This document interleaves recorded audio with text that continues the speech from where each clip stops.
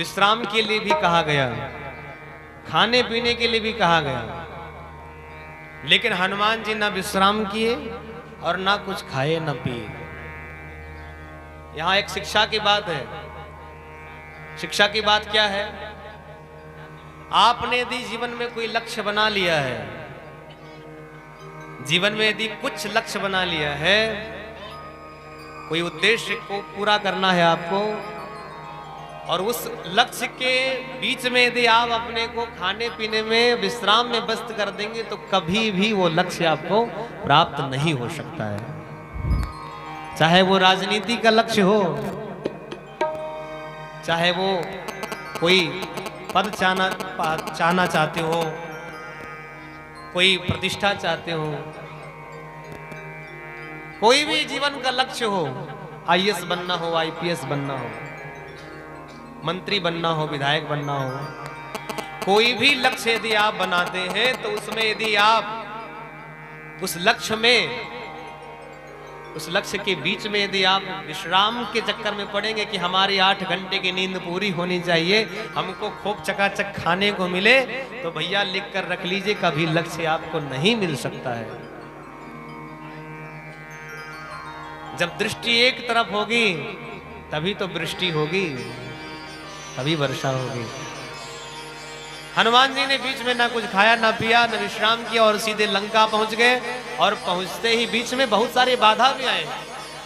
सबके जीवन में बाधाएं आती हैं, जिसको जो पाना है, जिसका जो लक्ष्य है, उसके बीच में बाधाएं आते हैं। बड़े बड़े राक्षस आ जाते हैं, बड़े बड़े राक्षस आ जाते हैं, लेकिन हनुमान जी सबको निपटाते हुए अपने लक्ष्य की तरफ बढ़ते गए और अंत में लक्ष्य को पा भी लिया।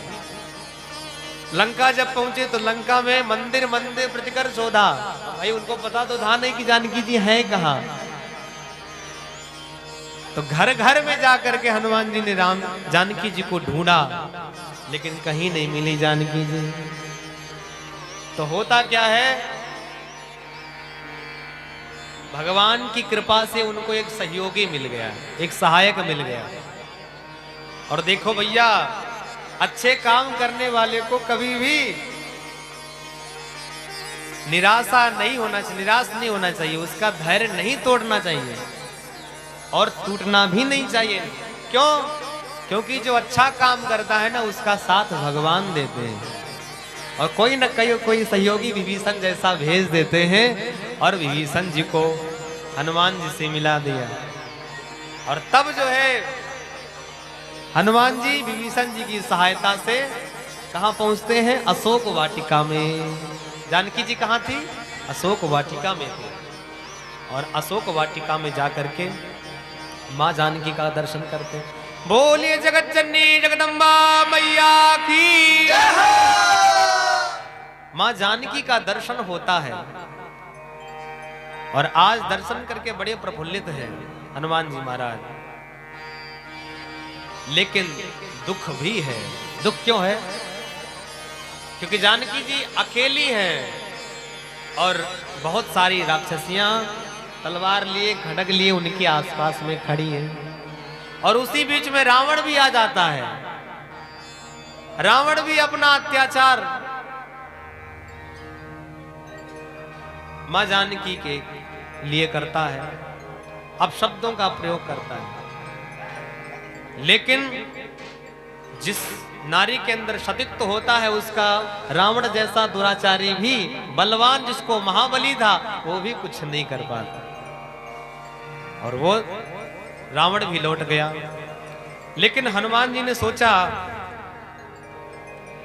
कि क्या किया जाए जिससे मेरी मां प्रसन्न हो जाए, मेरी जानकी जी को संतुष्टि मिल जाए। वैसे तो काम यही था उनका, पता लगाना, पता लग गया था, वापस चले जाना था। लेकिन हनुमान जी को देखा नहीं गया और मन ही मन विचार करते हैं। क्या?